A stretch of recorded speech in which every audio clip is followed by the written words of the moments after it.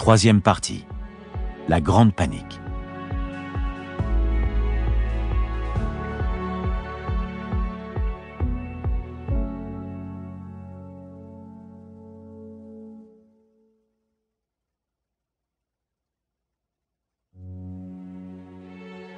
Base aérienne de Parnell, Memphis, Tennessee, États-Unis. Gavin Blair pilote le tout nouveau fleuron de la défense aérienne américaine, un dirigeable de combat D-17. Ce travail lui convient parfaitement.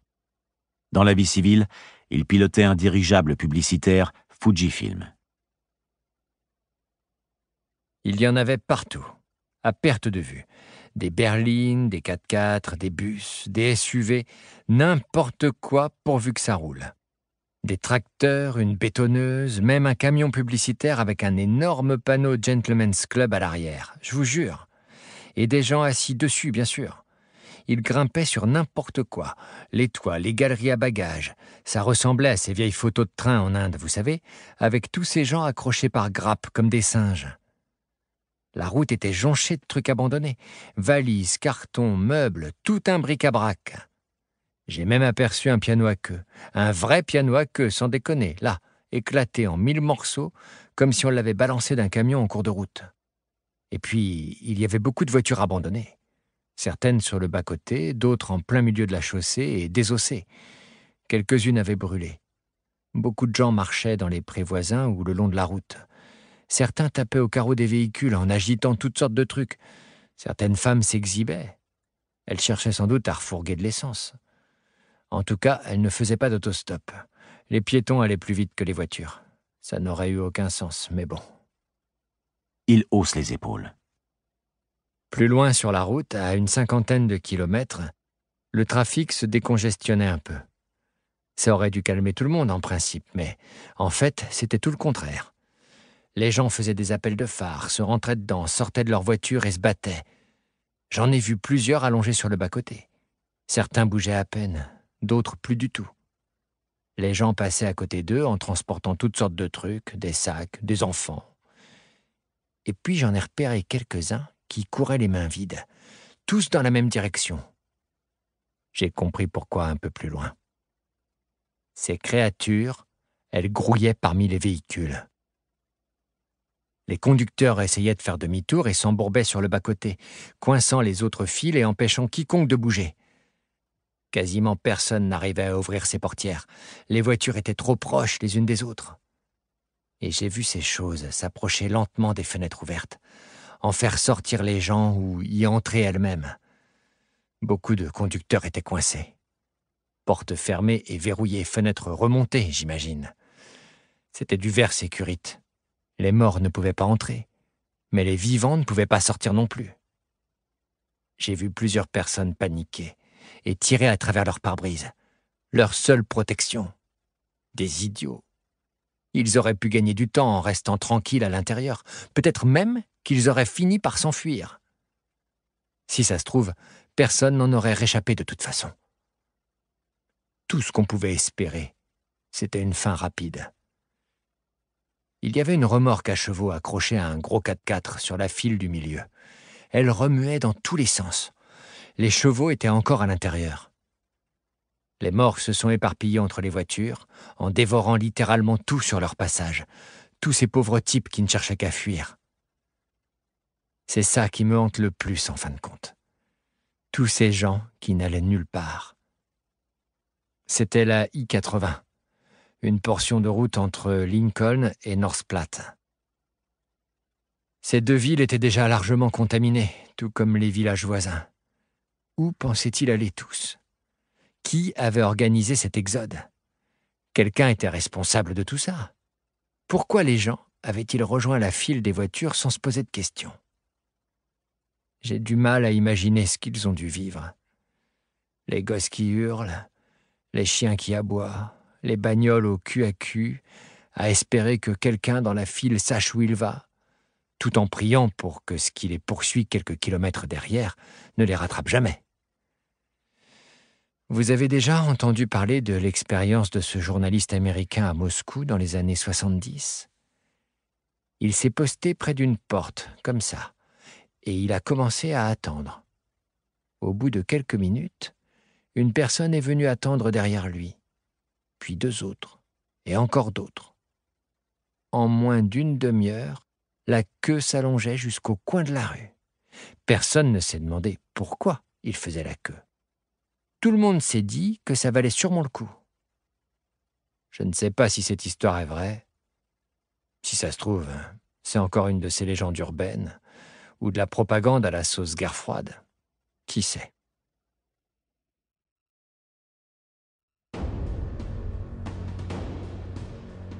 Alang, Inde.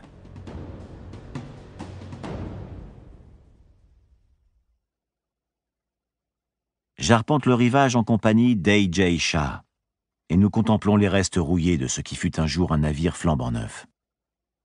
Le gouvernement n'a pas les moyens de faire enlever toutes les épaves qui jalonnent la plage, et l'érosion a rendu leur acier quasi irrécupérable. Les bateaux gardent le silence, témoins muets du carnage qui s'est un jour déroulé ici même. On m'a dit que ce qui s'est passé ici n'avait rien d'exceptionnel. Partout, sur toutes les côtes du monde, des milliers de gens ont désespérément cherché à embarquer sur tout ce qui flottait pour tenter leur chance en mer. Je ne savais même pas à quoi ressemblait Alang. J'avais pourtant passé toute ma vie dans la ville voisine de Bhavnagar. J'y travaillais comme chef de bureau depuis que j'avais quitté l'université, une sorte de col blanc jovial, un bout en train professionnel. Mon seul travail manuel consistait à taper sur un clavier, et pas tant que ça d'ailleurs, la plupart de nos ordinateurs disposant de la reconnaissance vocale. Sachant qu'il y avait un chantier naval à Alang, j'ai tout de suite essayé de m'y rendre. Je m'attendais à un port plein de bateaux embarquant les réfugiés les uns après les autres pour les évacuer. Mais c'était le contraire en fait. On ne construisait pas de bateaux à Alang. On les désossait. Avant la guerre, c'était le plus grand atelier de ferraillage au monde.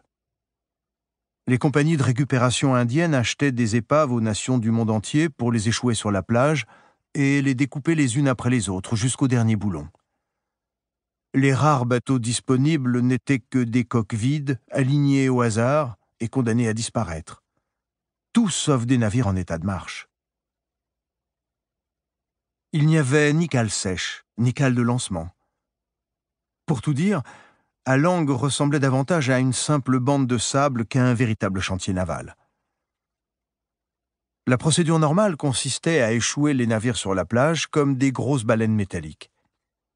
Mon seul espoir résidait manifestement dans la demi-douzaine de navires tout juste arrivés et encore ancrés dans la baie.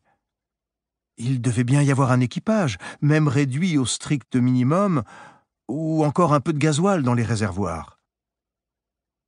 Un de ces bateaux, le Véronique Delmas, essayait d'en tirer un autre vers le large. Des bouts et des chaînes étaient arrimés à la poupe de l'APL Tulip, un porte-container battant pavillon singapourien déjà partiellement désossé. Je suis arrivé juste au moment où le Delmas lançait ses machines en arrière-toute. On voyait distinctement la ligne d'écume grossir et les bouts se tendre à craquer. J'ai entendu comme des coups de feu quand les plus faibles ont lâché.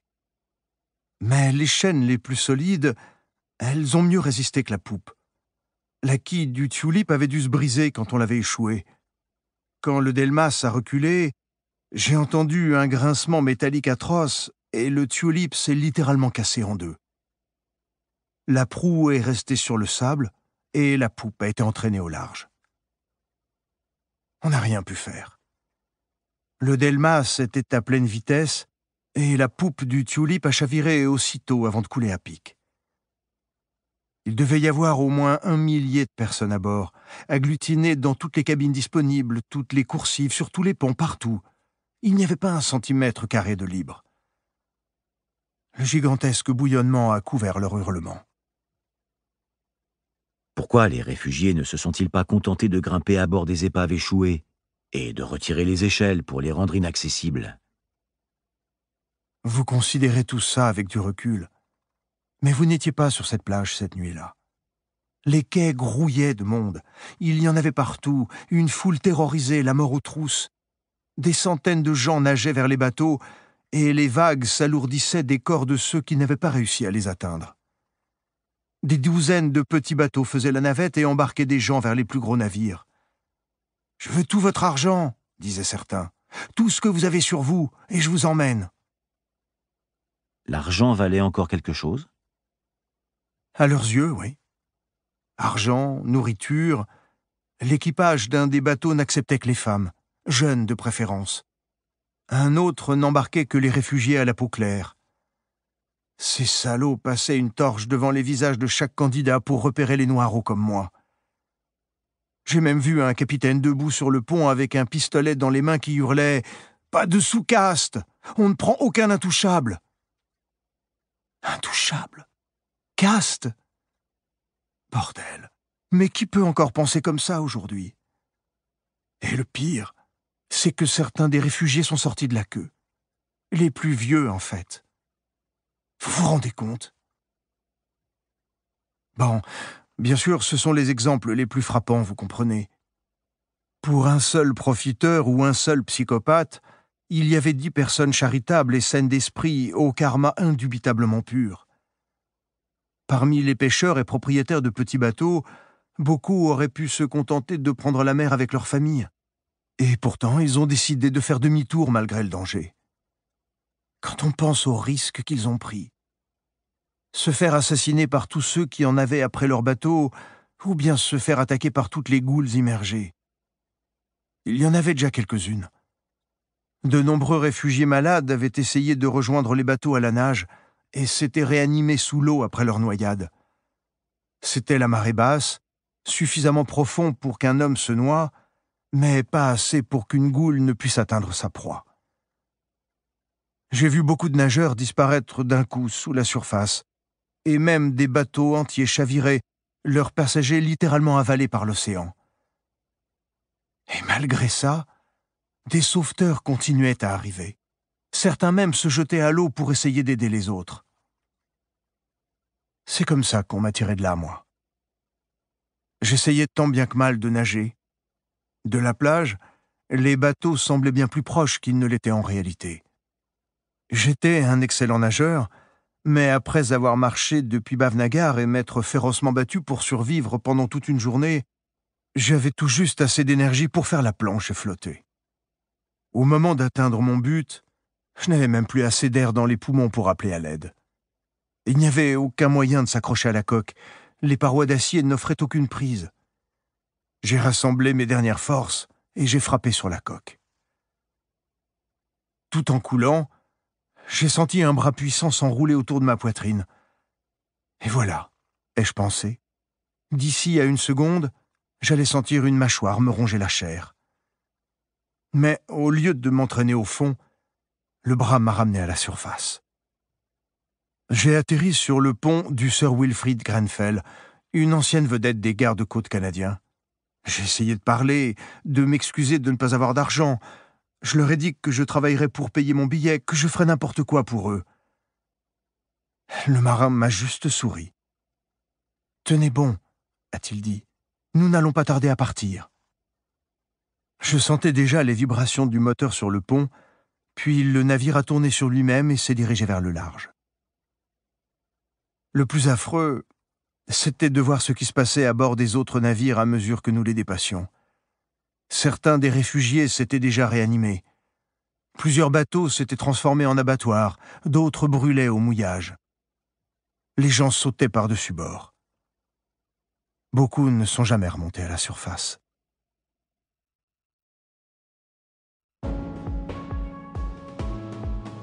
Topeka, Kansas, États-Unis.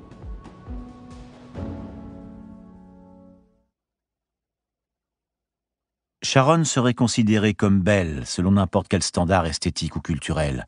Longs cheveux roux, yeux vert clair et corps de danseuse professionnelle ou de top modèle d'avant-guerre. Elle a malheureusement l'âge mental d'une petite fille de 4 ans. Nous sommes au centre Rothman de soins pour les enfants à problème. Le docteur Roberta Kellner, la praticienne qui s'occupe de Sharon, estime que la jeune fille a beaucoup de chance. Elle est capable de parler et son processus de pensée reste cohérent, explique-t-elle. Rudimentaire, certes, mais parfaitement opérationnel. Le docteur Kellner est ravi de cette interview. Pas le docteur Somers, le directeur du centre Rothman. Le financement de la clinique a toujours été aléatoire, et le nouveau gouvernement menace de la fermer purement et simplement. Sharon s'avère timide au premier abord.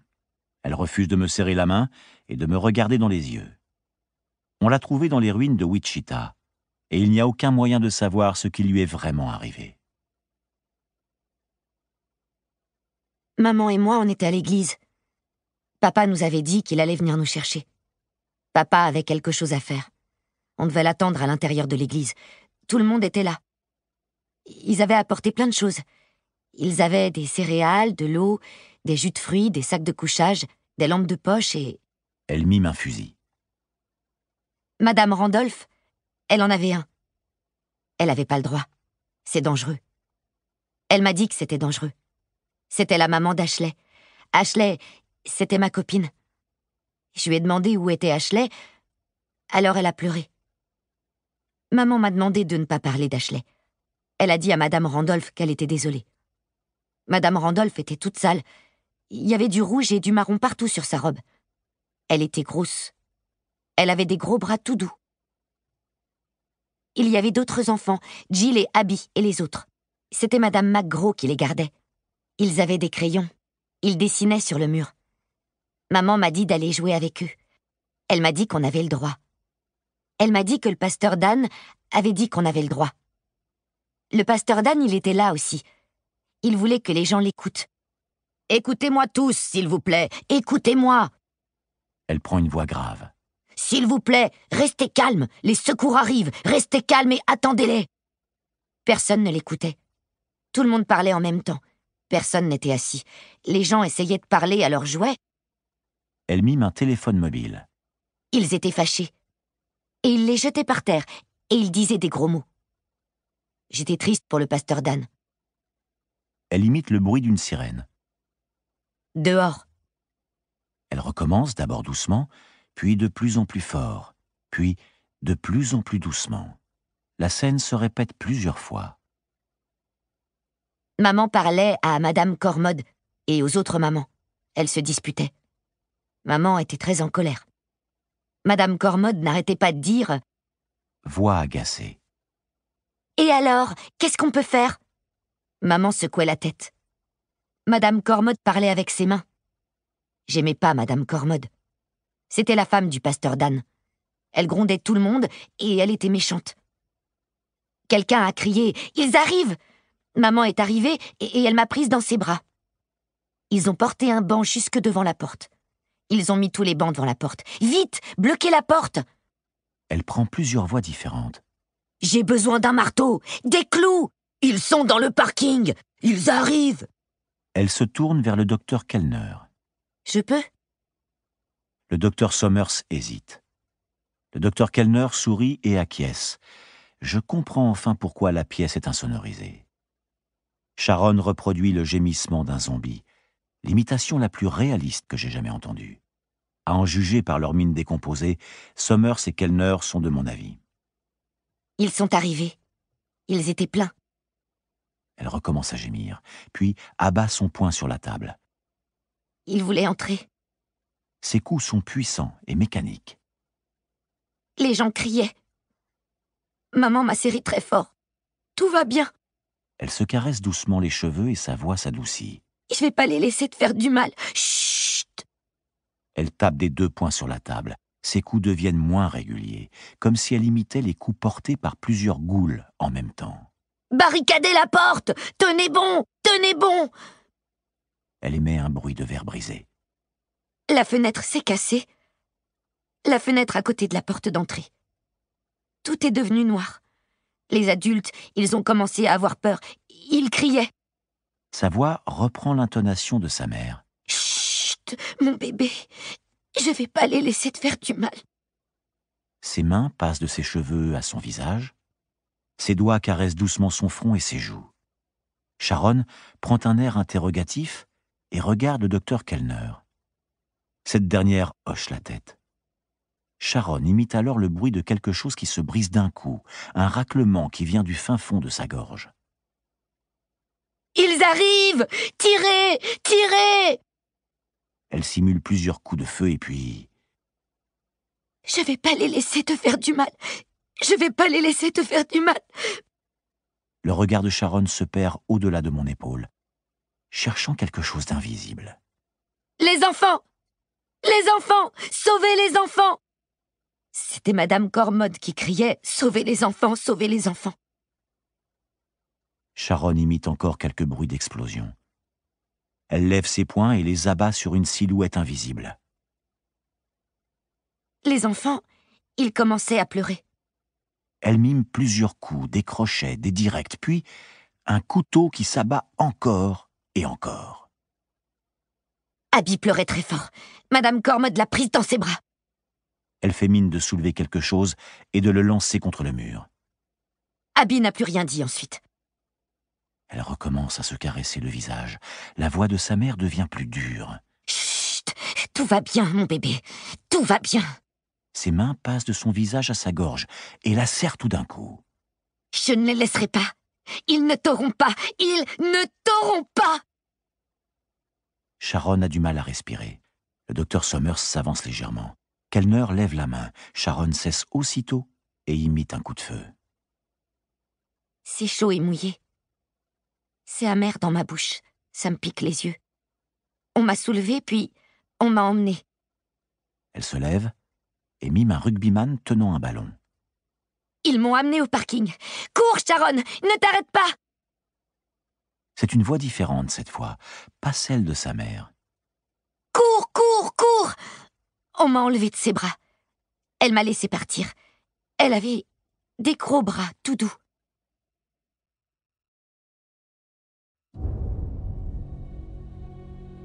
Kouzir, île d'Olkhon, lac Baïkal, Saint-Empire russe. La pièce est vide, à l'exception d'une table, de 2 chaises, ainsi que d'un grand miroir qui a tout du miroir sans teint. Assis en face de mon interlocutrice, j'écris sur un pad que l'on m'a préalablement fourni. Mon transcripteur m'a été temporairement confisqué pour raison de sécurité. Maria Zouganova a un visage fatigué, des cheveux grisâtres et un ventre arrondi qui met à rude épreuve les coutures de l'uniforme râpé qu'elle a tenu à porter pendant l'entretien. D'un point de vue technique, nous sommes seuls.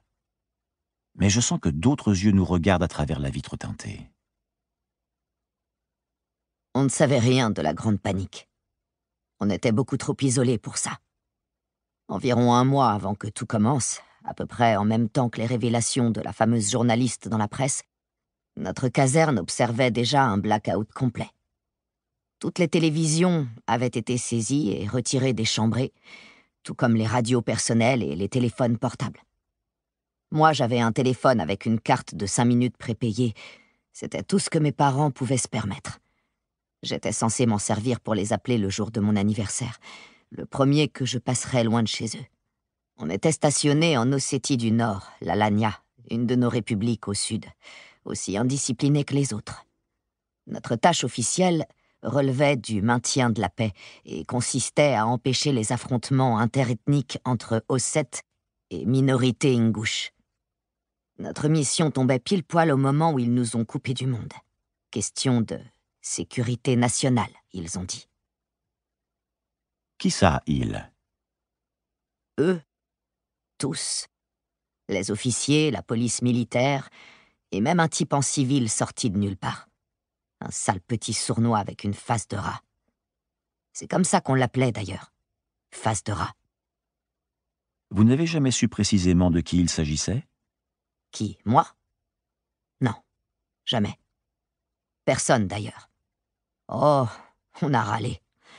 Les soldats râlent toujours. Mais on n'a pas vraiment eu le temps de se plaindre. Juste après le blackout, on nous a mis en état d'alerte maximale. Jusque-là, on était tranquille. C'était monotone et ennuyeux, une routine rompue de temps en temps par les patrouilles en montagne. Et voilà qu'on nous demandait de patrouiller dans ces mêmes montagnes, mais en tenue de combat intégrale, avec armes, munitions, tout ça. On fouillait chaque village, chaque maison. On interrogeait chaque paysan, chaque voyageur et chaque... je sais pas moi, chaque chèvre qu'on rencontrait. Vous les interrogiez? Pourquoi? J'en savais rien. Personne ne manqua l'appel dans votre famille? Personne n'a disparu? Quelqu'un a-t-il été attaqué par un animal ou par un homme enragé? C'était cette question qui m'étonnait le plus. La rage. Chez les animaux, d'accord, mais un homme. On faisait beaucoup d'inspections aussi. On déshabillait tous ces gens et les médecins examinaient chaque centimètre carré de leur peau à la recherche de... quelque chose. Personne ne nous a dit quoi. Ça n'avait aucun sens. Ça ne correspondait à rien. Une fois, on est tombé sur une cache d'armes, des 74, quelques vieux 47 et quantité de munitions. Elles avaient probablement été achetées à un gars de notre propre bataillon, d'ailleurs. Un de ces opportunistes corrompus comme il en existe partout. On ignorait à qui les armes appartenaient. Trafiquants de drogue, gangsters locaux, peut-être même les brigades de libération contre lesquelles on nous avait déployés au départ. Et qu'est-ce qu'on a fait? Rien. On a tout laissé en plan. Le petit civil, face de rat, il a discuté en privé avec les plus vieux des villageois. Je sais pas ce qu'il leur a dit, mais je peux vous dire qu'ils étaient terrorisés. Ils se sont signés, puis ils ont murmuré des prières. Nous, on comprenait rien. On était énervés, perdus. On ne pigeait vraiment pas ce qu'on était venu foutre ici. On avait un vieux vétéran, Babourine, dans notre bataillon. Il avait fait l'Afghanistan et 2 fois la Tchétchénie. On disait qu'à l'époque du putsch, d'Yeltsin, tout ça, c'était son BMP qui avait tiré en premier sur la Douma. On aimait bien l'entendre raconter ces histoires. Il était toujours de bonne humeur, toujours bourré, tant qu'il pensait pouvoir s'en sortir. Il a changé du tout au tout juste après la découverte de la cache d'armes. Plus de sourires et plus d'anecdotes. Je crois même qu'il n'a plus touché une goutte d'alcool après ça. Et quand il parlait, ce qui était plutôt rare, c'était toujours pour dire « c'est pas bon. Il va se passer un truc ». Chaque fois que je voulais en savoir un peu plus, il haussait les épaules et s'éloignait. Après ça, notre morale a sérieusement baissé. Les gens étaient suspicieux, tendus. Face de rat était partout, tapis dans l'ombre, toujours à écouter, à observer, à murmurer à l'oreille des officiers. Il était avec nous le jour où on a investi un village qui n'avait même pas de nom. Un truc primitif, le trou du cul du monde, quoi. On a conduit les interrogatoires habituels avec toutes les précautions d'usage. Mais au moment où on allait lever le camp, il y a eu cette fille, cette gamine. Elle est arrivée en courant par la route principale. Elle était terrorisée et pleurait en appelant ses parents. Si seulement j'avais pris le temps d'apprendre leur langue. Elle montrait l'horizon du doigt. Il y avait une autre silhouette, encore une petite fille qui avançait en trébuchant dans la boue. Le lieutenant Tironov a empoigné sa paire de jumelles et son visage a brusquement pâli pendant qu'il regardait. Face de rat s'est approché de lui. Il a regardé avec ses propres jumelles, puis a murmuré quelque chose à l'oreille du lieutenant. Petrenko, le tireur d'élite du bataillon, a reçu l'ordre de pointer la fille. Ce qu'il a fait. « Vous l'avez ? Je l'ai. Feu !» C'est comme ça que ça s'est passé, je crois. Je me souviens qu'il y a eu un moment de silence. Petrenko a regardé le lieutenant et lui a demandé de répéter son ordre. « Vous m'avez entendu !» a répondu l'officier d'un ton agacé. Je me trouvais un peu plus loin que Petrenko, mais j'avais clairement entendu l'ordre. « Je vous ai dit d'abattre la cible, maintenant !» Je voyais bien que le bout de son fusil tremblait. C'était un type assez maigrichon. Certainement pas le plus courageux d'entre nous, ni le plus fort. Mais tout d'un coup, il a baissé son fusil et il a refusé d'obéir. Comme ça. Non, monsieur. J'ai bien cru que le soleil venait de geler sur place, dans le ciel. Personne ne savait quoi faire, et certainement pas le lieutenant Tironov. Tout le monde se jetait des regards en coin, puis on a tous regardé le champ. Face de rat s'éloignait d'un pas tranquille, presque guilleret. La petite fille était maintenant suffisamment proche pour qu'on distingue son visage. Elle avait des yeux démesurés, fixés sur face de rat. Ses bras étaient tendus et j'ai distinctement entendu un gémissement aigu. Il l'a rejointe vers la moitié du champ. C'était fini avant même qu'on comprenne ce qui s'était passé. D'un seul mouvement souple, Fasdora a dégainé un pistolet, lui a tiré entre les 2 yeux, puis il est revenu tranquillement vers nous. Une femme s'est brusquement mise à pleurer, probablement la mère de la petite. Elle est tombée à genoux, elle nous a maudits et nous a insultés. Fasdora n'a pas eu l'air de la remarquer, ni même de s'en préoccuper. Il a murmuré quelque chose au lieutenant Tironov, et il est remonté dans le BMP comme s'il prenait un taxi à Moscou. Cette nuit-là, j'ai pas dormi. J'ai essayé de ne pas penser à ce qui venait de se produire. De ne pas penser au fait que les MP avaient embarqué Petrenko et qu'on nous avait confisqué nos armes. Je savais que j'aurais dû me sentir mal pour cette gamine, que j'aurais dû être en colère, avoir envie de me venger de Fasdora, et je me sentais peut-être aussi un peu coupable de ne pas avoir levé le petit doigt pour l'en empêcher.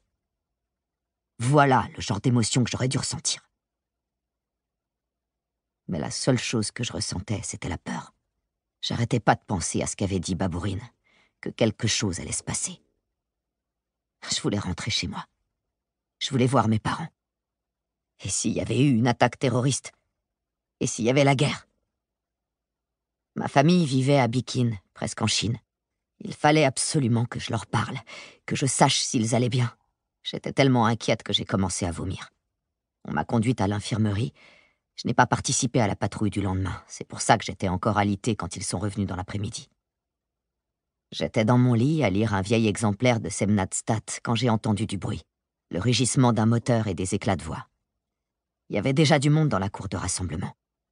Je me suis frayé un passage pour voir Arkady debout au milieu des autres. C'était le mitrailleur de la section, un vrai ours. On était copains parce qu'il tenait les autres gars éloignés de moi, si vous voyez ce que je veux dire. Il disait que je lui faisais penser à sa sœur. Elle sourit tristement. Je l'aimais bien. Il y avait quelqu'un qui rampait à ses pieds. On aurait dit une vieille, mais elle avait son burlap sur la tête et une chaîne autour du cou. Sa robe était déchirée et ses jambes tout écorchées. Elle ne saignait pas. Juste une sorte de pus noirâtre. Arkady était en train de hurler « Assez de mensonges, fini les civils abattus à vue. C'est pour ça que j'ai descendu le petit Jopolis. » J'ai cherché le lieutenant Tironov, mais il n'était nulle part. Une boule glacée m'a vrillé l'estomac. « Parce que je voulais vous montrer à tous !» Arkady a tiré sur la chaîne, puis a relevé la vieille babouchka. Il a arraché son foulard. Son visage était gris, tout comme le reste de son corps. Elle avait des yeux démesurément agrandis et un air féroce. Elle a grogné comme un loup en essayant d'agripper Arkady. Il l'a saisie à la gorge d'une main puissante et l'a maintenue à distance. « Je veux que vous sachiez tous pourquoi on est là !» Il a sorti son couteau et l'a plongé dans le cœur de la femme. J'en ai eu le souffle coupé. Tout le monde, en fait. La lame était enfoncée jusqu'au manche et la vieille continuait à s'agiter en gémissant. « Vous voyez !» a crié Arkady en la poignardant à plusieurs reprises. « Vous voyez ! C'est ça qu'ils ne veulent pas nous dire. C'est pour ça qu'on se casse le cul. C'est ce qu'ils ne veulent pas qu'on découvre. » Plusieurs têtes ont acquiescé et des grognements sont montés de la foule. Arkady a continué à parler. « Et s'il y en a partout ? Et s'il y en a chez nous ? Vous avez pensé à vos familles ?» Il regardait les soldats les uns après les autres et il n'a pas fait assez attention à la vieille. Sa poigne s'est desserrée et la vieille en a profité pour le mordre à la main. Arkady a poussé un hurlement. Son poing s'est écrasé sur le visage de la femme. Elle s'est écroulée en crachant cette espèce de bile noirâtre. Il l'a fini à coups de botte. On a tous entendu son crâne se briser. Le sang dégoulinait de la blessure d'Arkady. Il a secoué dans tous les sens, et ses veines du cou se sont gonflées d'un coup quand il a martelé « On veut rentrer chez nous! On veut protéger nos familles! On est dans un pays libre, en démocratie! Vous n'avez pas le droit de nous en empêcher !» Je criais, moi aussi. Tout le monde criait. Cette vieille, cette créature qui pouvait se prendre un couteau en plein dans le cœur sans mourir, et s'il y en avait partout? Et s'il menaçait déjà nos proches? Mes parents? Toute cette peur, Tous ces doutes, toutes ces angoisses retenues depuis si longtemps, tout ça s'est transformé en explosion de rage. « On veut rentrer chez nous! On veut rentrer chez nous !» Tout le monde reprenait ce refrain en chœur, et puis... une balle m'a sifflé à l'oreille et l'œil gauche d'Arcadie a explosé. Je ne me rappelle pas avoir couru ni inhalé le gaz lacrymogène. Je ne sais plus à quel moment les commandos Spetsnaz sont arrivés, mais soudain, ils étaient partout. Ils nous ont matraqués, ils nous ont enchaînés les uns aux autres. L'un d'eux m'a écrasé la poitrine d'un coup de botte, si fort que j'ai bien cru que j'allais crever sur place. C'était la décimation? Non, c'était que le début. Nous n'étions pas la seule unité à nous révolter. En fait, ça avait commencé juste après le bouclage de la base par les MP. Au moment où on organisait notre petite manifestation, le gouvernement avait déjà décidé de régler la question. Elle ajuste son uniforme et se redresse avant de poursuivre. Décimer. Je croyais que ça voulait dire éliminer, commettre un carnage, tout détruire. En fait, ça signifie tuer 10% de la population. Une personne sur 10 qui meurt. Et c'est exactement ce qu'ils nous ont fait. Les Spetsnaz nous ont tous rassemblés dans la cour en uniforme de parade. Notre nouveau commandant nous a fait un discours sur le devoir et la responsabilité, sur notre serment de protéger la patrie, sur notre lâcheté et sur le déshonneur qui nous entachait d'avoir manqué à notre parole. Je n'avais jamais rien entendu de pareil. Le devoir, la responsabilité. La Russie, ma Russie, n'était plus qu'un immense bordel à politique. Nous vivions en plein chaos. Tout le monde était corrompu. Et on essayait juste de survivre au jour le jour. Même l'armée n'avait plus rien à voir avec le patriotisme. C'était un moyen comme un autre d'être logé et nourri, d'apprendre quelques trucs et parfois d'envoyer un peu d'argent à la maison quand le gouvernement décidait qu'il était temps de payer ses soldats. Le serment de protéger la patrie. Ma génération s'en foutait.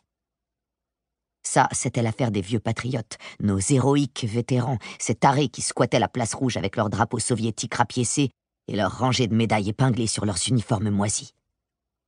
Le devoir envers la patrie. Quelle blague. Mais ça ne me faisait pas rire. Je savais qu'ils allaient en exécuter quelques-uns. Avec tous ces types armés qui nous encerclaient, les tireurs postés en haut des miradors, je me sentais résigné. J'attendais la balle, chaque muscle de mon corps tendu à l'extrême. Et puis j'ai entendu cette phrase. « Vous êtes des enfants gâtés. Vous voyez la démocratie comme un droit inaliénable. C'est ce que vous pensez, hein? Ça vous semble normal? Eh bien maintenant, vous allez passer aux travaux pratiques. » C'est exactement ce qu'il a dit. Chaque mot est imprimé à jamais dans ma tête. Qu'est-ce qu'il voulait dire? Que nous devions désigner ceux qui allaient être punis. Ils nous rassembleraient par groupe de 10 et on choisirait celui qu'on exécuterait. Et alors, nous, les soldats, nous serions personnellement responsables du meurtre de nos amis. Ils ont fait rouler des petits chariots jusqu'à nous. J'entends encore leurs roues grincer. Ils étaient remplis de cailloux à peu près gros comme la main, lourds et tranchants.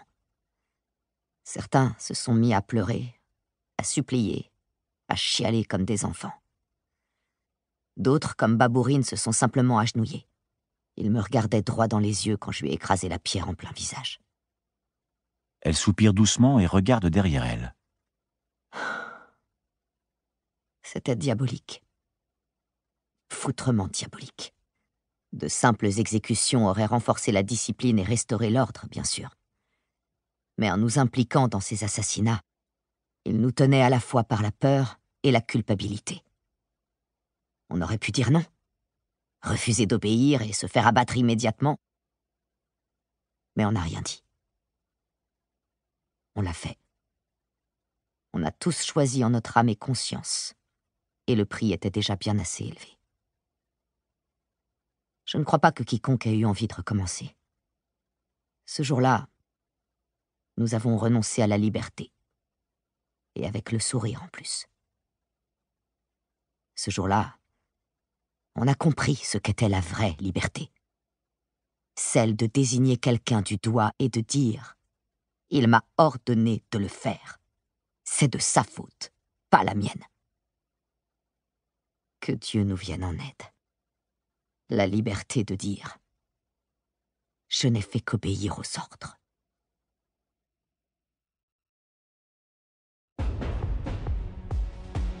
Bridgetown, la Barbade, Fédération des Indes de l'Ouest.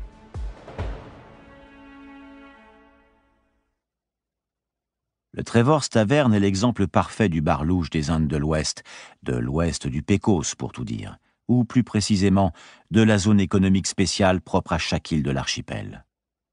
Pas vraiment le genre d'endroit auquel on pense quand on évoque la tranquillité et le calme des Caraïbes d'après-guerre.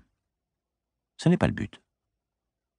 Séparées du reste des îles par des clôtures barbelées et entièrement dédiées à une certaine culture de la débauche et de la violence, les zones économiques spéciales sont justement conçues pour soulager les visiteurs de leur argent. Je suis mal à l'aise, à la grande satisfaction de Tishon Collins. L'immense Texan fait glisser un verre de Kill Devil dans ma direction, puis pose ses 2 énormes bottes sur la table. Ils n'ont toujours pas trouvé de nom pour le genre de boulot que je faisais. Mais rien d'officiel, en tout cas. Prestataire indépendant. Ça fait penser aux types qui repeignent les murs ou qui abattent des cloisons. Sécurité privée, c'est bon pour les abrutis qui jouent les vigiles dans les centres commerciaux. Mercenaire, ouais, c'est ce qu'il y a de plus proche, je suppose. Mais en même temps, ça n'a rien à voir.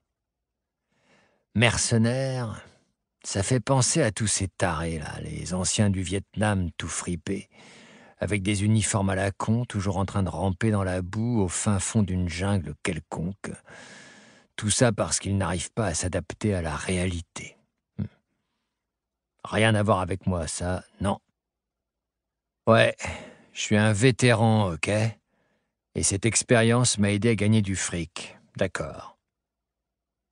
Le truc marrant avec l'armée, c'est qu'ils promettent de vous apprendre toutes sortes de compétences utiles, mais qu'ils ne vous disent jamais que la seule susceptible de vous faire gagner du blé, c'est de savoir descendre des gens tout en restant en vie.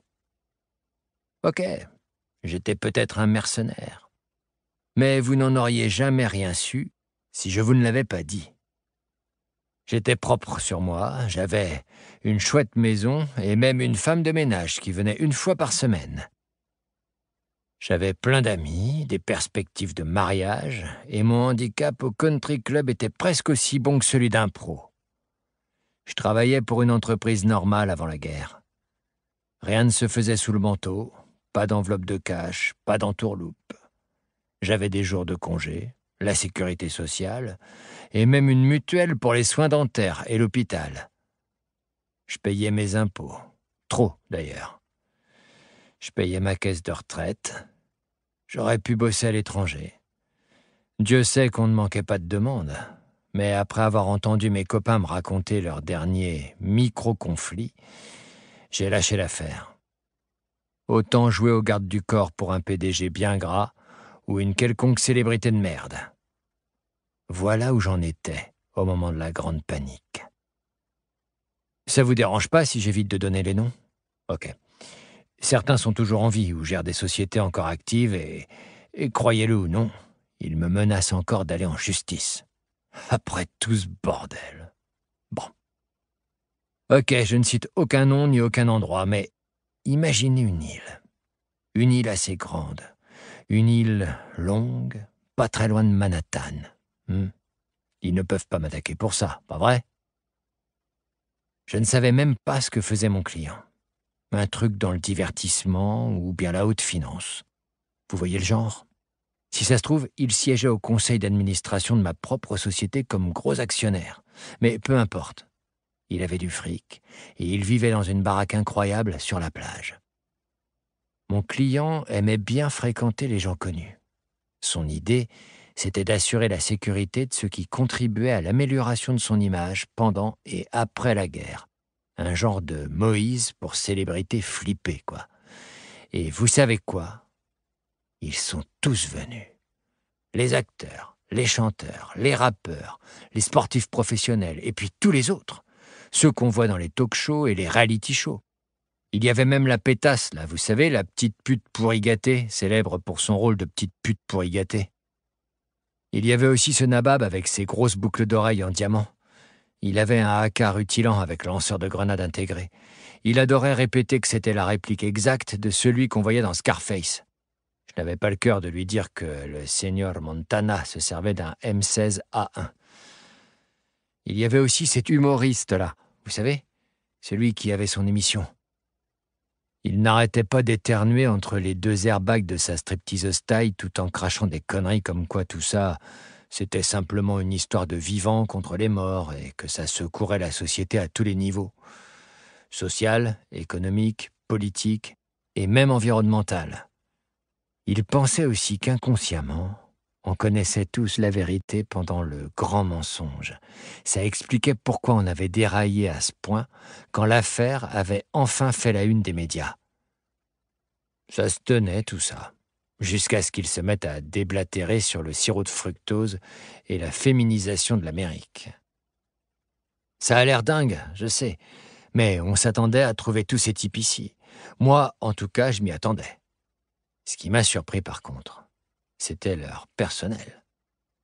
Tous autant qu'ils étaient, il leur fallait je ne sais combien de stylistes, d'attachés de presse et d'assistants.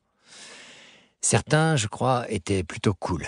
Ils bossaient pour le fric ou parce qu'ils s'imaginaient en sécurité ici. Des jeunes qui essayaient de s'en sortir. Je ne peux pas les en blâmer.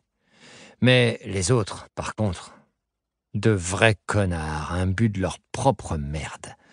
Mal élevés, autoritaires, toujours à donner des ordres à tout le monde. Je me souviens de ce type, par exemple. Il avait une casquette de baseball avec « Au boulot » écrit dessus.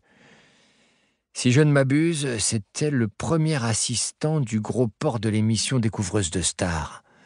Ce mec traînait toujours au moins 15 personnes derrière lui. Dès le départ, j'ai su qu'on ne pourrait pas tous leur assurer une protection efficace. Mais j'ai réalisé que mon boss avait déjà tout planifié. Il avait transformé sa baraque en fantasme survivaliste, avec assez de nourriture lyophilisée pour nourrir une armée pendant des années, et un désalinisateur qui puisait l'eau directement dans l'océan. Il y avait des éoliennes, des panneaux solaires et des générateurs de secours avec des réservoirs géants enterrés sous la cour intérieure. Et assez de systèmes de sécurité pour tenir les zombies éloignés à jamais. Hauts murs d'enceinte, détecteurs de mouvement, armes, oh oui, des armes. Ouais, pas de doute, le patron avait bien fait ses devoirs, mais sa plus grande fierté, c'était le câblage réseau qui webcastait chaque pièce de la maison 24 heures sur 24 et 7 jours sur 7. C'était ça, la vraie raison de la présence de ses chers amis. Il ne comptait pas seulement passer l'hiver à l'abri, il voulait que tout le monde le sache, sous l'angle célébrité. Voilà pour la meilleure méthode d'exposition. Et il n'y avait pas que des webcams dans toute la maison. Vous aviez aussi tous les journalistes, tous ceux qu'on trouve habituellement sur le tapis rouge des Oscars. Honnêtement, je n'avais jamais réalisé à quel point le journalisme people brassait de monde. J'en ai croisé plusieurs dizaines, de tous les magazines et de tous les shows télévisés.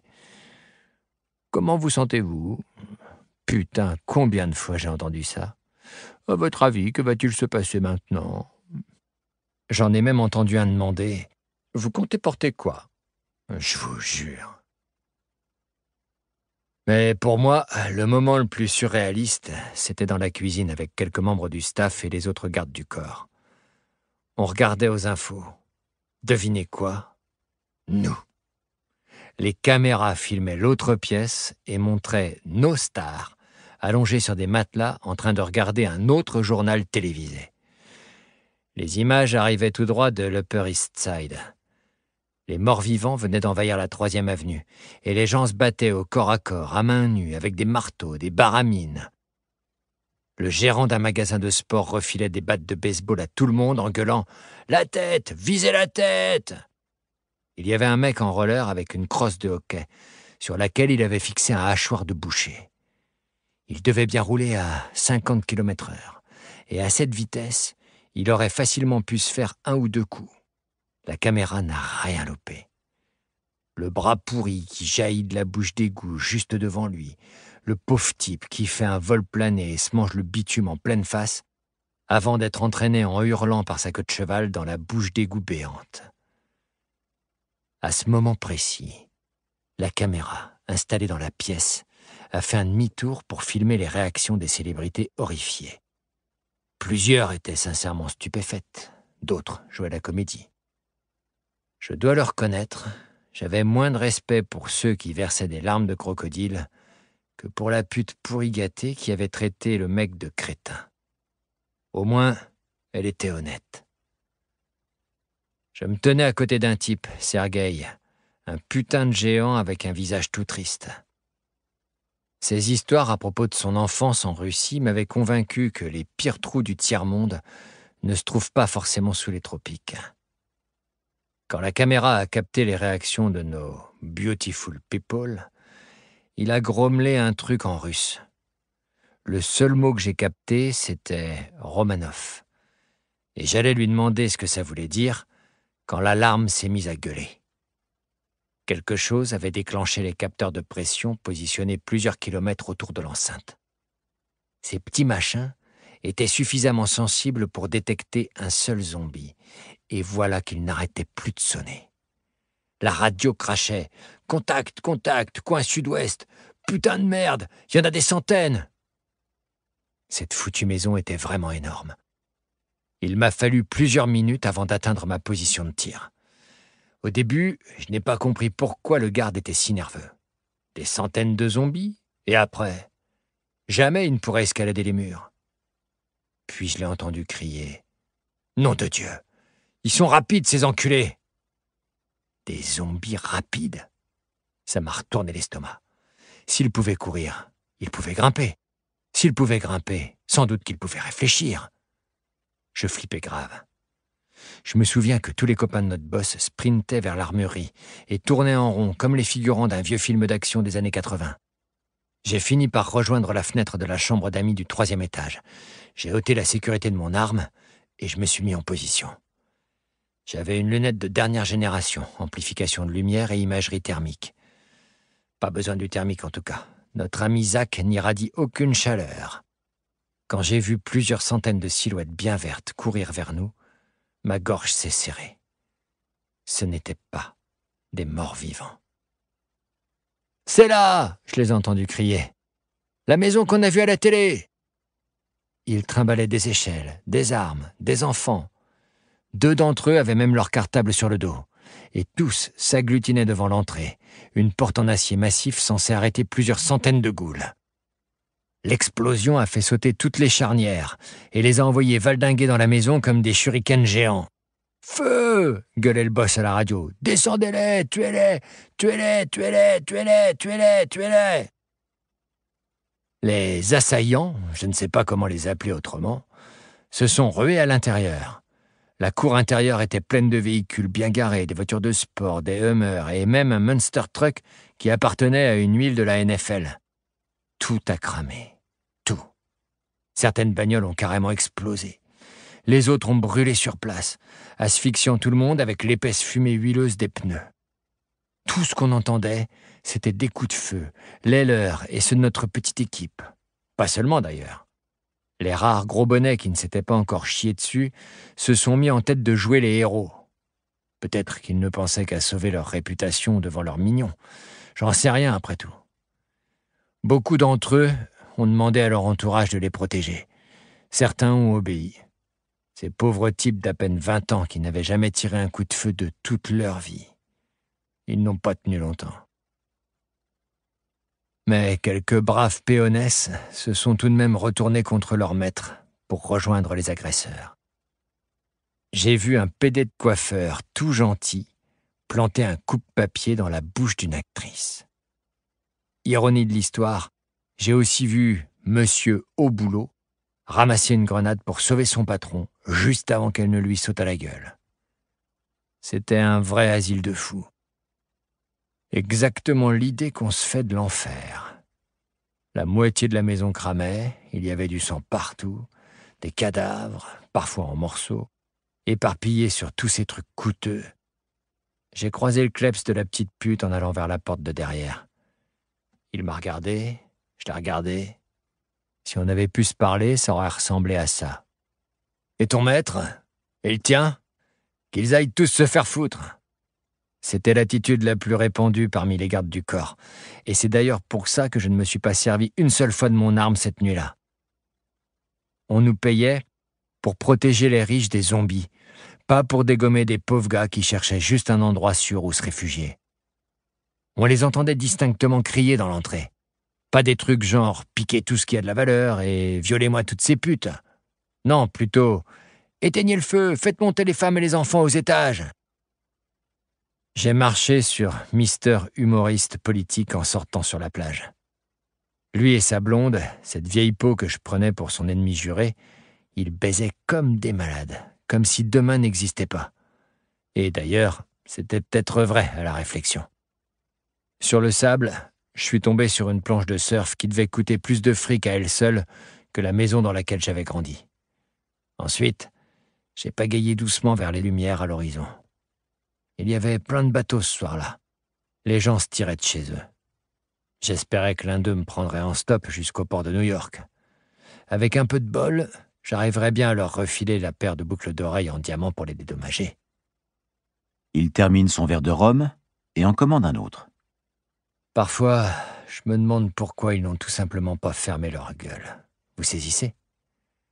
Pas seulement mon boss, mais tous ces parasites poudrés. Ils avaient largement les moyens d'être peinards. Pourquoi ils l'ont pas fait ? Je ne sais pas, moi. Aller en Antarctique, au Groenland, ou même rester chez eux. Mais putain, loin des regards indiscrets. Mais non. Peut-être qu'ils n'y arrivent tout simplement pas. Comme un interrupteur qu'on ne peut pas tourner. C'est peut-être pour ça qu'ils sont allés dans cette maison. Mais qu'est-ce que j'en sais après tout, hein ? Le barman pose un autre verre de rhum sur la table et Tishon lui refile une pièce. Plus t'en as, plus t'en veux.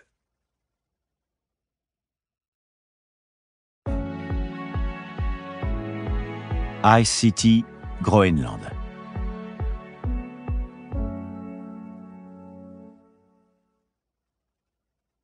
De la surface, on distingue à peine les cheminées, ces schnorkels massifs sculptés avec soin qui apportent de l'air frais, voire très frais, aux 300 km de galeries souterraines.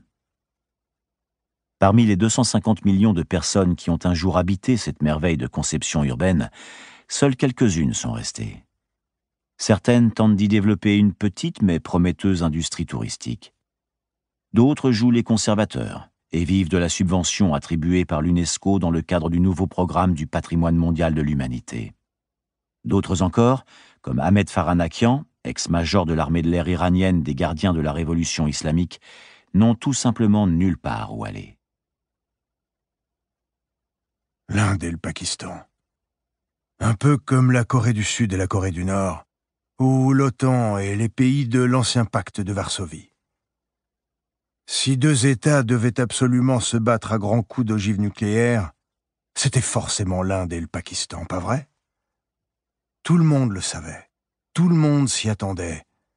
Et pourtant, c'est très exactement ce qui ne s'est pas produit. Vous vous rendez compte ?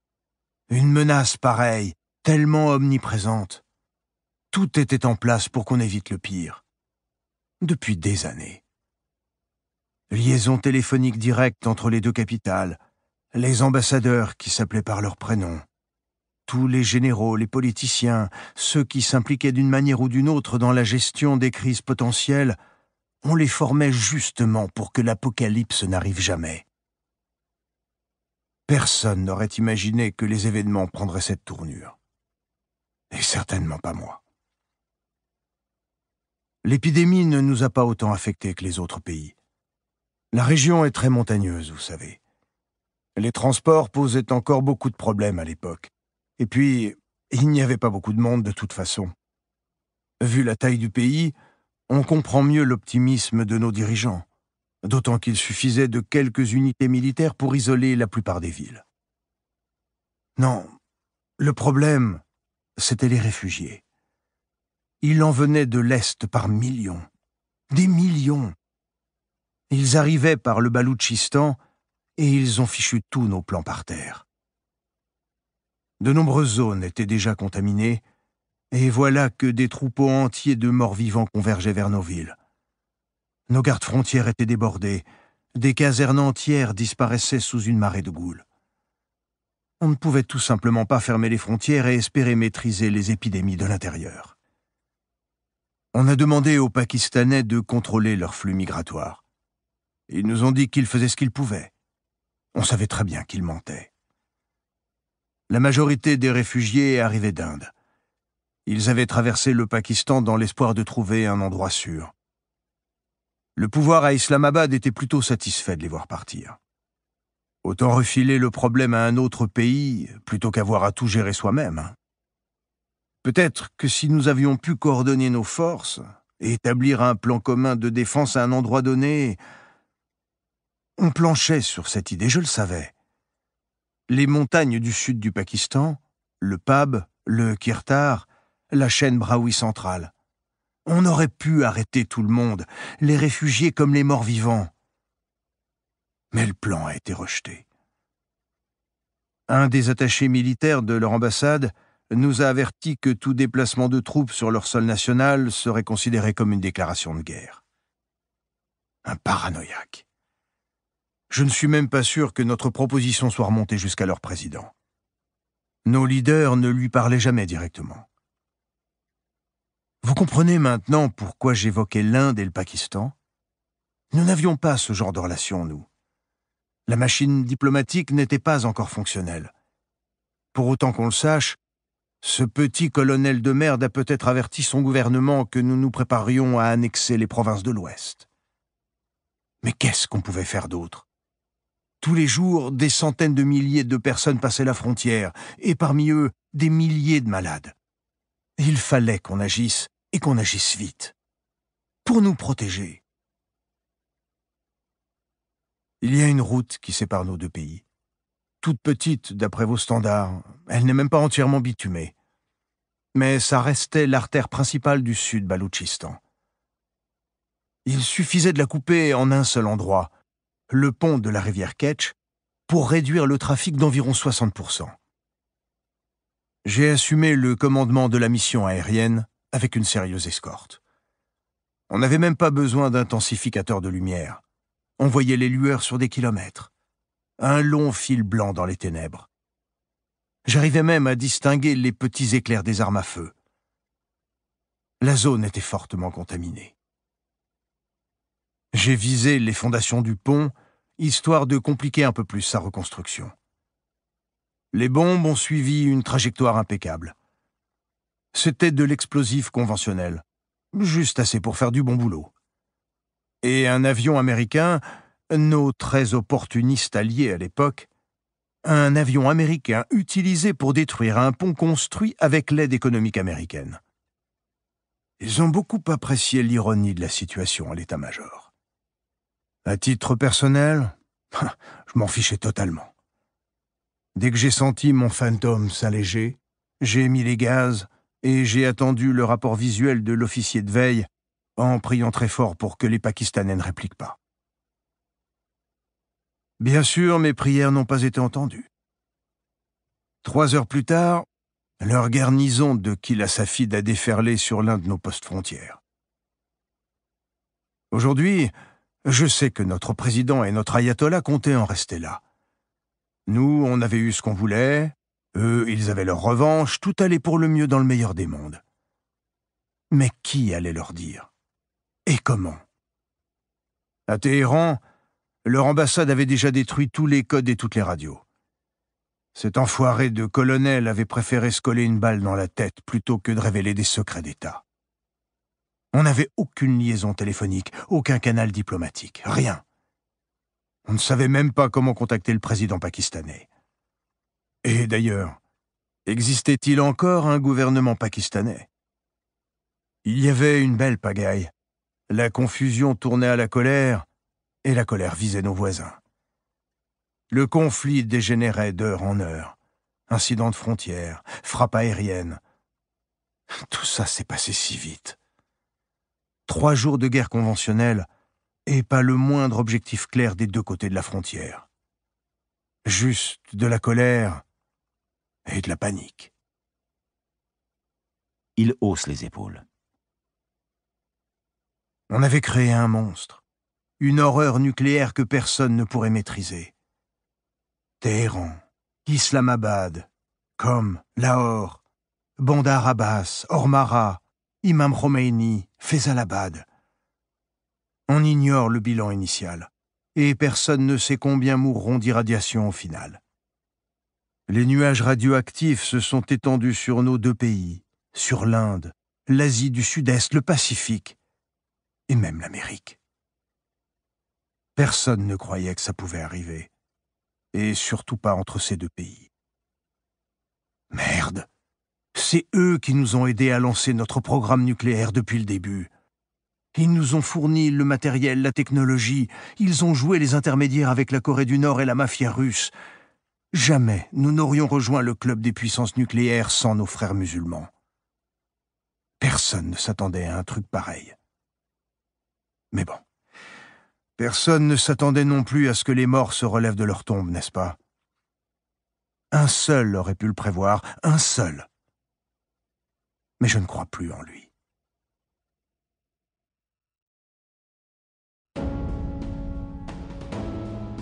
Denver, Colorado, États-Unis.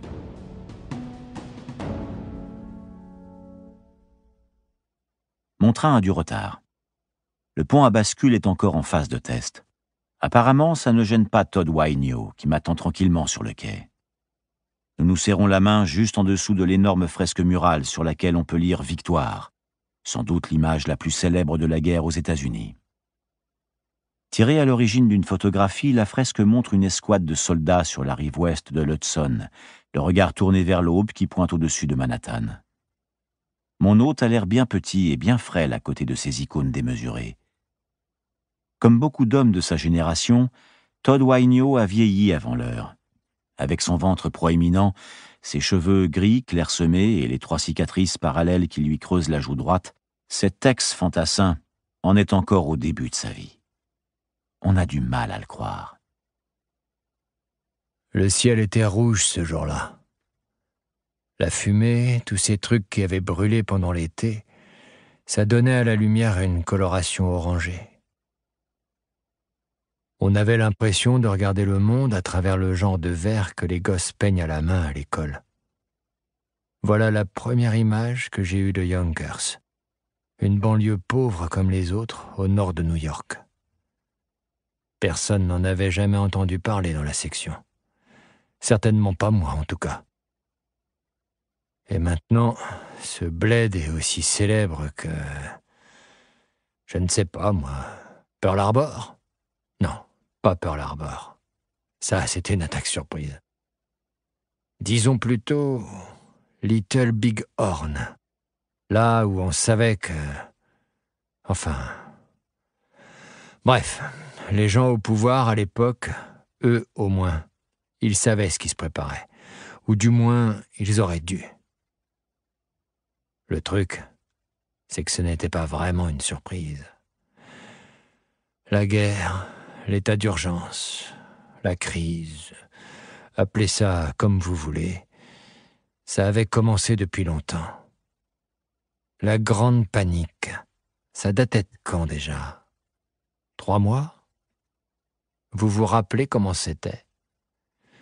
Tous ces mecs qui pétaient les plombs, qui se barricadaient chez eux, qui pillaient les supermarchés et les armureries, et ceux qui tiraient sur tout ce qui bougeait. Entre les Rambo du dimanche, les accidents, les incendies et tout ce gigantesque bordel qu'on a baptisé la Grande Panique, ça a tué plus de monde que notre ami Isaac, du moins au début. Maintenant, je comprends mieux pourquoi l'état-major a privilégié la solution d'une bataille rangée. Il voulait montrer à la population qu'ils avaient la situation bien en main. Il voulait calmer les gens, histoire de pouvoir gérer ensuite le problème tranquillement. Et comme il fallait frapper fort côté propagande, j'ai fini à Yonkers. Honnêtement, ce n'était pas le pire des endroits pour organiser la bataille. Une partie de la ville s'étendait le long de la petite vallée, et juste en face des collines, là, à l'ouest, il y avait l'Hudson River. La route de Sawmill River passait exactement au centre de notre ligne défensive, et tous les réfugiés qui circulaient sur la voie rapide attiraient les morts-vivants dans notre direction. Un vrai goulet d'étranglement naturel, et une vraie bonne idée. La seule bonne idée de la journée. Todd s'allume une nouvelle Q, la cigarette locale baptisée ainsi en raison du quart de tabac qu'elle contient. Pourquoi ils ne nous ont pas positionnés sur les toits, hein? Il y avait un centre commercial, 1 ou 2 garages et quelques grands immeubles avec des bons toits bien plats. Assez de place pour toute une compagnie juste au-dessus de l'A&P. De là, on aurait embrassé toute la vallée sans courir le moindre risque. Il y avait une tour aussi. De quoi? 20 étages? Je crois bien, oui. Les baies vitrées de chaque appartement donnaient sur la route. Pourquoi n'avait-il pas posté une équipe de tireurs à chaque fenêtre, bordel? Vous savez où ils nous ont placés? Au sol, comme des rats derrière des sacs de sable. On en a perdu de l'énergie et du temps à ériger ces positions de tir si merveilleusement élaborées. Une bonne couverture et un bon camouflage, qu'il disait. Couverture et camouflage. Couverture, ça veut dire protection conventionnelle, physique, contre les armes de petit calibre et les tirs aériens. Ça ressemblait à ce que nous préparait l'ennemi, ça? Zach donnait dans l'attaque aérienne maintenant? Et pourquoi on se faisait chier à se camoufler, alors qu'on voulait justement qu'il rapplique tout droit en nous voyant? Tous des cons ségradés, tous. En tout cas, je suis sûr que le responsable de tout ce bordel devait être le dernier des planqués de Fulda. Vous savez, ces généraux qui attendaient la retraite en organisant des manœuvres pour défendre l'Allemagne de l'Ouest contre les cocos. Un cul serré, ouais, sans aucune vision d'ensemble. Probablement tout excité après des années passées à gérer des micro-conflits. Ce type venait de Fulda à coup sûr. Parce que tout ce qu'on faisait puait la guerre froide à plein nez. Vous savez quoi? Ils ont même essayé de creuser des tranchées pour les tanks.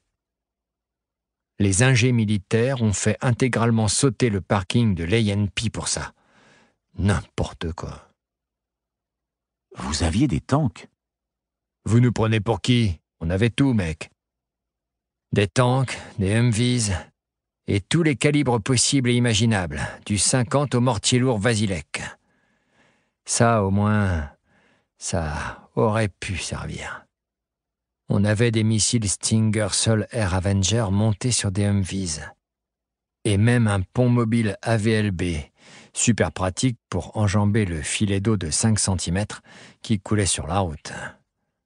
Et puis on avait aussi tout un tas de véhicules XM5 conçus pour la guerre électronique, bardés de radars et de systèmes de brouillage radio.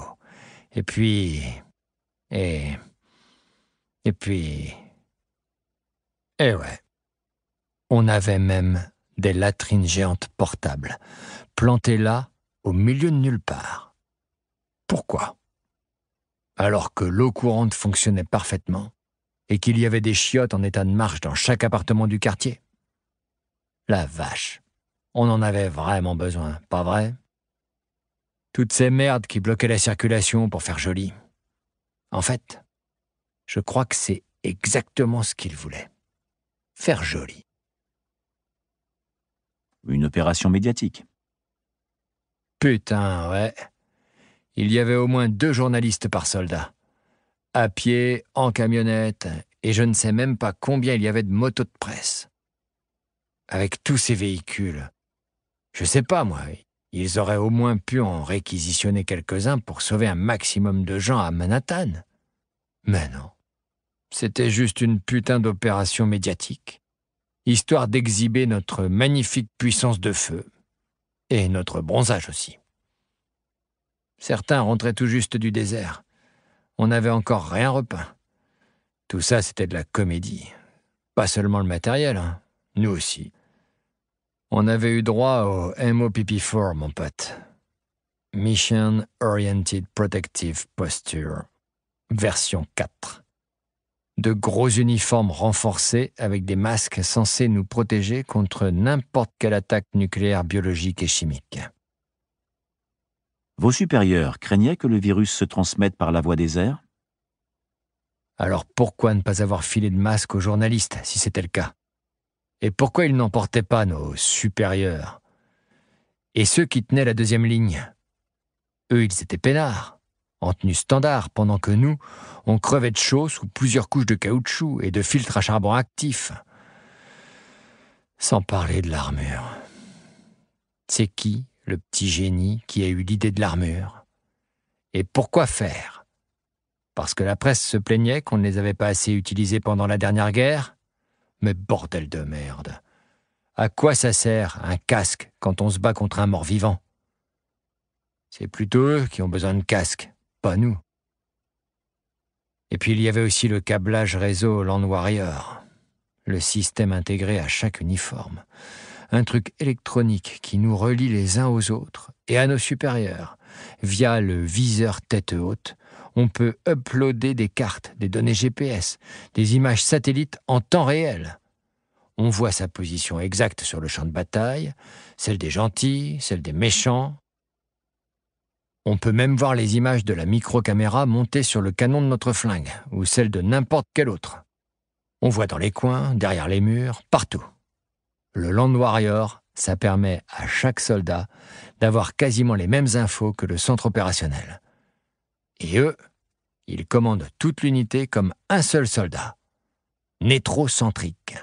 C'est ce que les officiers n'ont pas arrêté de raconter devant les caméras. Nétrocentrique et hyper-guerre. Des mots très cool, quoi. Mais qui signifient que dalle quand on se casse le cul à essayer de creuser un trou avec l'équipement MOPP, l'armure de combat, le Land Warrior et l'équipement standard en plus. Et tout ça, le jour le plus chaud de l'année, évidemment. J'avais du bol de tenir encore debout quand Zach a montré le bout de son nez. Au début, il n'y en avait pas beaucoup, à peine quelques-uns. Il titubait entre les carcasses de voitures abandonnées sur la voie rapide. Au moins, les réfugiés avaient été évacués. Ok, ça aussi, ils l'ont fait correctement. Choisir le bon goulet d'encombrement et évacuer les civils, super boulot, rien à dire. Le reste, par contre... Zach a fini par dépasser la première ligne de tir, celle qu'on avait désignée en priorité pour les MLRS. Je n'ai même pas entendu partir les roquettes, tellement ma cagoule étouffait les bruits. Mais je les ai clairement vus filer droit vers leur cible. J'ai pu admirer leur descente et la séparation de la coque qui laisse la place à des myriades de petites bombes aux ailerons en plastique. À peine la taille d'une simple grenade à main, un explosif antipersonnel avec des capacités perforantes assez limitées sur les blindages. Elles se sont éparpillées sur les goules et ont explosé en touchant la route ou les épaves de voitures. Les réservoirs, encore à moitié pleins, ont sauté comme des petits volcans, crachant de véritables geysers de flammes et de débris. Ça a renforcé l'effet pluie d'acier. Honnêtement, c'était trop la fête. Tout le monde hurlait de joie dans les micros, et moi avec, pendant que les goules cramaient. Il devait y en avoir, je ne sais pas, quelque chose comme une trentaine, peut-être 40, 50 zombies sur 800 mètres de voie rapide. Le bombardement en a bousillé au moins les 3/4. Seulement les 3/4. Todd termine sa cigarette en une seule longue bouffée rageuse, puis s'en rallume immédiatement une autre. Ouais, et c'est peut-être ça qui aurait dû commencer à nous inquiéter. La pluie d'acier les a touchés. Le shrapnel les a mis en pièces. Putain, il y avait des morceaux partout sur la route. Ils perdaient littéralement leurs membres en avançant vers nous. Mais les tirs à la tête, c'était le cerveau qu'il fallait bousiller, pas le corps. Et tant que leur matière grise fonctionnait encore, et qu'il leur restait un peu de mobilité, certains continuaient à marcher. Et ceux qui ne pouvaient plus, ils rampaient. Ouais, tu m'étonnes qu'on aurait dû se poser des questions. Mais voilà, pas de bol, on n'avait pas le temps. De quelques zombies, on était passé à toute une flopée. Beaucoup plus nombreux. Par douzaines maintenant, et collés les uns aux autres entre les bagnoles qui brûlaient. Le truc marrant avec Zach, c'est qu'on s'attend toujours à ce qu'il porte son plus beau costume. C'est comme ça que les médias les décrivent. Tous sapés comme des princes. Des ghouls en costard-cravate ou en robe, genre soirée caritative, mais morts. Tu parles. Il ne ressemblait pas du tout à ça. La majorité des infectés, je veux dire, les premiers, ceux qui ont fait partie de la première vague, ils sont morts à l'hosto ou chez eux, dans leur lit. La plupart d'entre eux avaient seulement une blouse d'hôpital, un pyjama ou une chemise de nuit, ou carrément à poil même. On voyait très bien leurs plaies toutes séchées. Les cicatrices des escarres, toutes ces marques-là, ça nous faisait frissonner, même engoncés comme on l'était dans nos armures surchauffées. La seconde pluie d'acier n'a pas eu la moitié des effets de la précédente.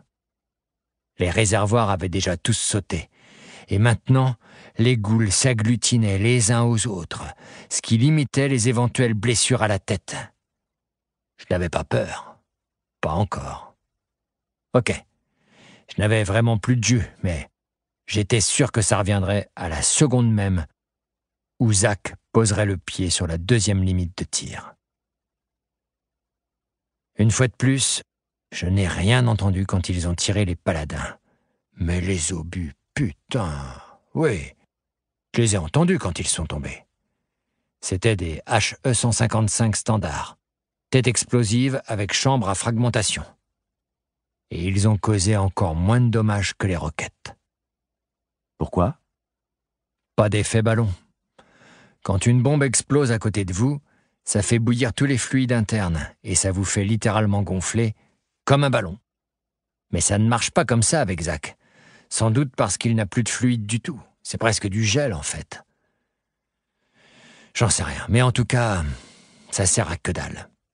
Même chose pour le SNT. Le SNT? Sudden Nerve Trauma. Traumatisme nerveux instantané, je crois. Un autre effet des explosions rapprochées. Parfois, le traumatisme est si fort que tous les organes, le cœur, le cerveau, tout ça se déconnecte d'un coup, comme si Dieu décidait personnellement de vous niquer en appuyant sur l'interrupteur. Une histoire d'impulsion électrique, vous voyez le genre? Mais j'en sais rien, moi, je suis pas docteur, merde. Et pas de SNT, donc? Non, pas une seule fois. Je veux dire, attention, hein, je ne dis pas que Zach a traversé l'orage tranquille sans s'inquiéter. J'ai vu des ghouls se faire littéralement désintégrer. J'en ai vu sauter en l'air et retomber en morceaux. J'ai vu des têtes vivantes, avec les yeux grands ouverts et la mâchoire béante filée comme des feux d'artifice. On les dézinguait, ça c'est sûr, mais pas assez vite. Le flot des zombies ne s'est pas ralenti, bien au contraire. Un vrai fleuve, un torrent de cadavres qui boitaient, qui gémissaient, qui se piétinaient les uns les autres en avançant vers nous, au ralenti comme une grosse vague bien compacte. La seconde zone de tir, c'était l'affaire des armes lourdes et des blindés. Les canons de 120 des tanks, les mitrailleuses des Bradley et les missiles FOTT. Les Humvees sont passés à l'action eux aussi avec leurs mortiers, leurs missiles et les Mark 19, un genre de fusil mitrailleur, mais qui tire des grenades. Les hélicoptères Comanche nous sont passés à quelques mètres au-dessus de la tête, avec leurs mitrailleuses et leurs roquettes Hydra. C'était un vrai cauchemar de végétarien. Un abattoir géant. Une espèce de nuage de chair s'éparpillait au-dessus de la horde. Rien ne peut survivre à ça, je me rappelle avoir pensé. Et pendant un bon moment, ça a été le cas. Jusqu'au moment où les tirs ont cessé. cessé. Ils ont crachoté encore un peu, puis plus rien. Il garde le silence quelques instants, puis revient à lui. Son regard se durcit. Personne n'y avait pensé. Personne. Et ne venez pas me raconter de conneries sur les coupes budgétaires et les problèmes d'approvisionnement. Le seul truc dont on manquait, c'était d'intelligence. Putain de merde. Pas un seul de tous ces connards de West Point et des écoles de guerre, pas un parmi ces enfoirés médaillés jusqu'au cul ne s'est dit « Hé, t'as vu? On a plein d'armes super. Vous avez tout prévu, question munitions au fait ?» Personne n'a réfléchi à la quantité d'obus dont l'artillerie allait avoir besoin pour maintenir un feu nourri. Combien de roquettes, de missiles pour les MLRS, de canistères? Les tanks se servent de ces trucs-là qu'on appelle canistères. Une sorte d'obus géant. Ils crachent des petites boules de tungstène. Pas fin, vous saisissez, du genre à gâcher une centaine de balles par zombie. Mais merde, mec, ça au moins, ça marchait? Et chaque Abraham n'en avait que 3. 3 sur 40 en tout. Le reste, c'était de l'obus standard, à charge creuse ou des obus flèches. Vous savez ce que ça fait à des zombies, une silver bullet? Ces fléchettes anti-blindage à la pointe en uranium enrichi? Rien, mon pote. Que dalle. Vous savez ce que ça fait quand on voit un énorme tank de 60 tonnes tiré dans le tas sans le moindre résultat? 3 canistères. 3. Et les fléchettes? Ça, c'était l'arme dont on entendait le plus parler à l'époque. Des petits dards en acier massif qui transformaient n'importe quel canon en désintégrateur. Tout le monde en parlait comme si c'était une invention récente, mais on s'en servait depuis la guerre de Corée. On les utilisait avec les roquettes Hydra et les Mark 19. Imaginez un peu, un seul 19 qui crache 350 balles minute, et chaque balle qui renferme quoi? Une centaine de fléchettes? Peut-être que ça nous aurait sauvé la mise. Mais non, putain de merde. Les tirs cessaient, Zach continuait à avancer. Et la peur.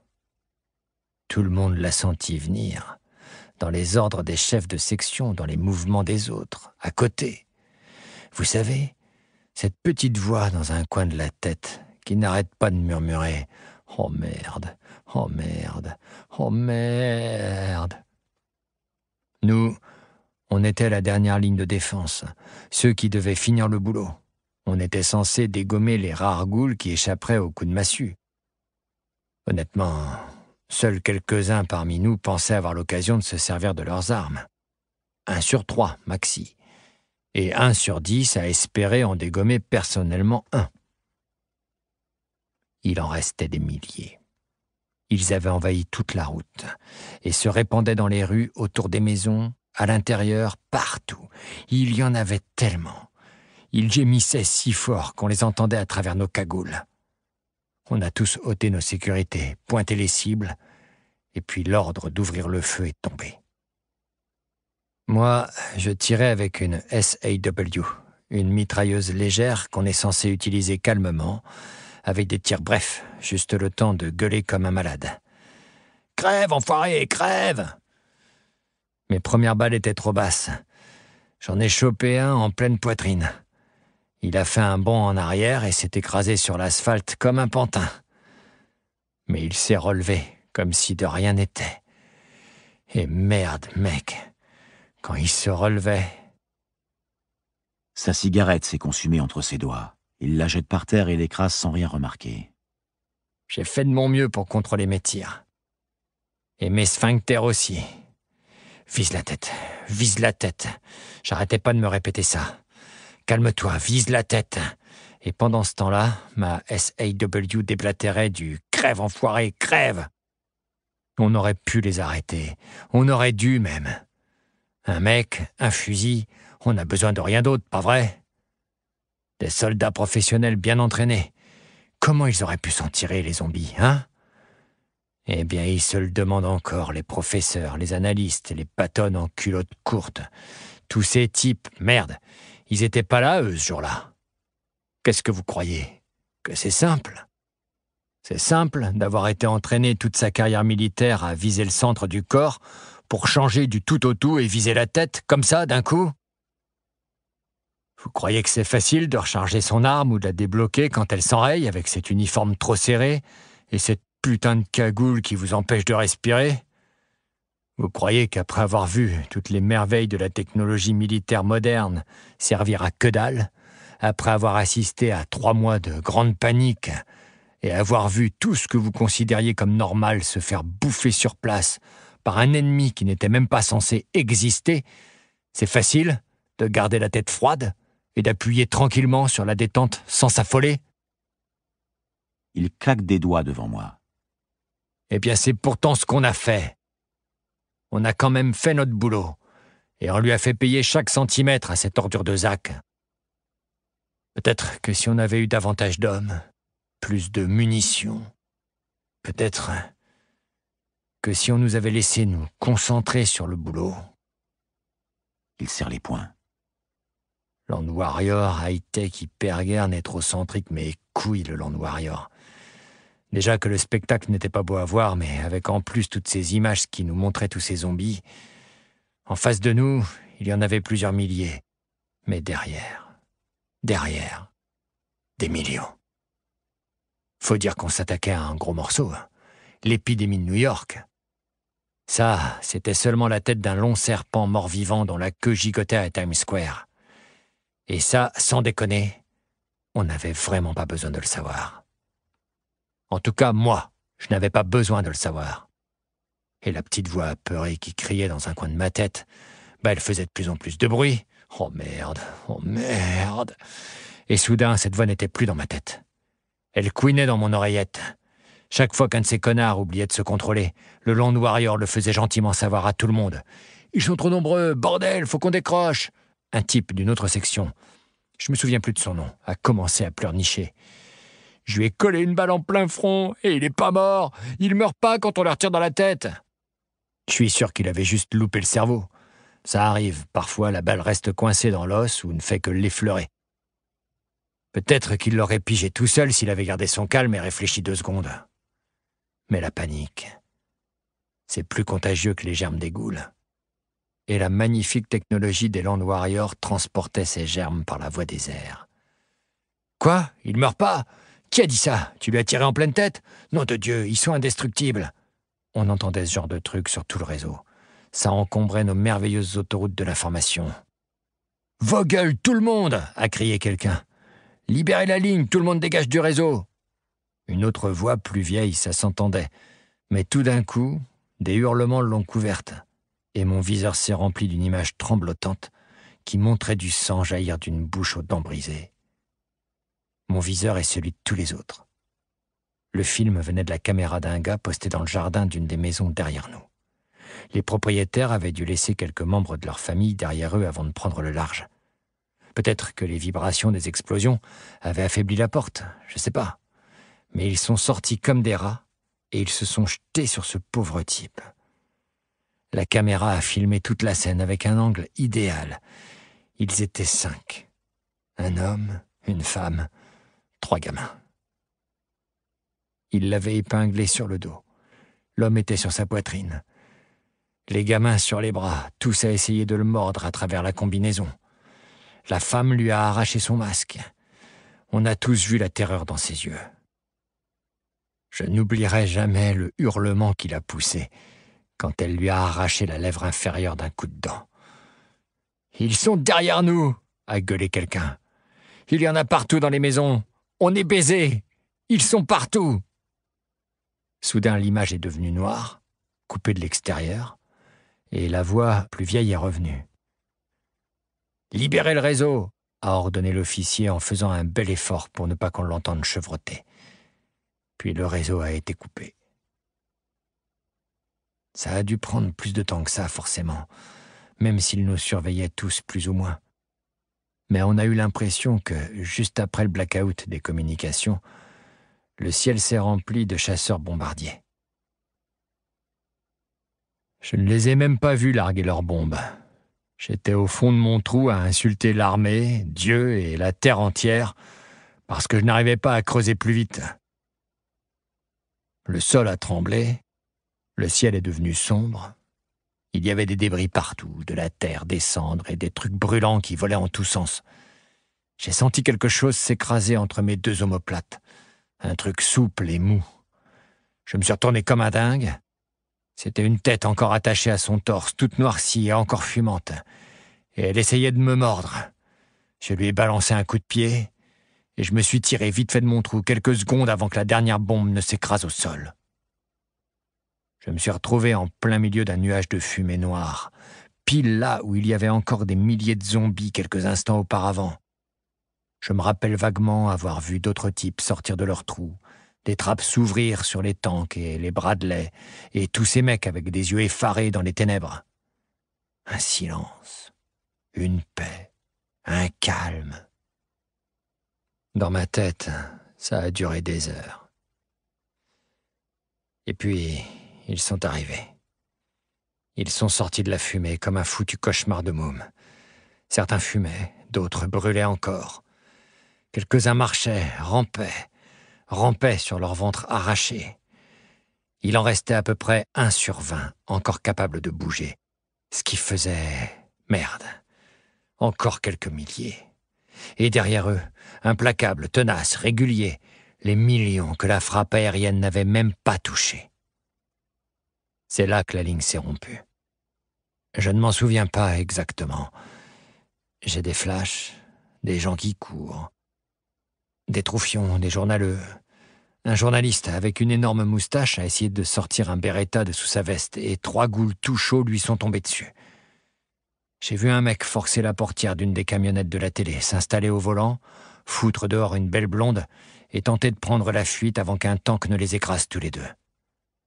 2 motos se sont rentrées dedans. Leurs débris ont fait une super pluie d'acier. Très réussi, bravo. Un pilote de Comanche, courageux de sa part, pauvre type. Il a tourné son rotor vers les zombies qui s'approchaient. La pale a emporté un morceau de bitume avant de se planter dans une bagnole. Et l'hélico s'est fracassé contre l'immeuble A&P. Des coups de feu. Partout des coups de feu. J'ai pris une balle en plein sternum. La plaque Kevlar de ma combinaison l'a encaissée. J'ai cru que je venais de me manger un mur. Je n'ai pas reculé d'1 centimètre, mais je me suis retrouvé le cul par terre, le souffle coupé. Et là, un sombre crétin a allumé une fusée de détresse juste devant moi. Le monde est devenu tout blanc. J'avais les oreilles qui bourdonnaient. Je me suis figé. Des mains s'agrippaient à moi, me saisissaient au bras. J'ai frappé au hasard, je me suis débattu. J'ai senti mes couilles se recouvrir d'un liquide chaud. J'ai hurlé, mais je n'entendais même plus ma propre voix. Encore d'autres mains, plus fortes cette fois. Quelqu'un essayait de me soulever. Et je hurlais, et je me débattais, et j'insultais la terre entière. Je pleurais. Un poing s'est écrasé sur ma mâchoire. Ça ne m'a pas mis KO, mais ça m'a calmé tout net. Ces types étaient du bon côté. Zach ne donne pas de coup de poing. Ils m'ont traîné jusqu'au Bradley le plus proche. Ma vision s'est éclaircie, juste assez pour voir le ray de lumière avant qu'ils ne referment la trappe. Il sort une autre Q, puis la remet en place. Je sais très bien que les historiens professionnels parlent de Yonkers comme d'un échec catastrophique de l'appareil militaire moderne. Et que tout ça prouve à quel point le vieil adage est vrai. L'armée maîtrise l'art de la guerre, juste à temps pour la suivante. Pour moi, tout ça, c'est de la merde. Bien sûr qu'on n'était pas assez préparé.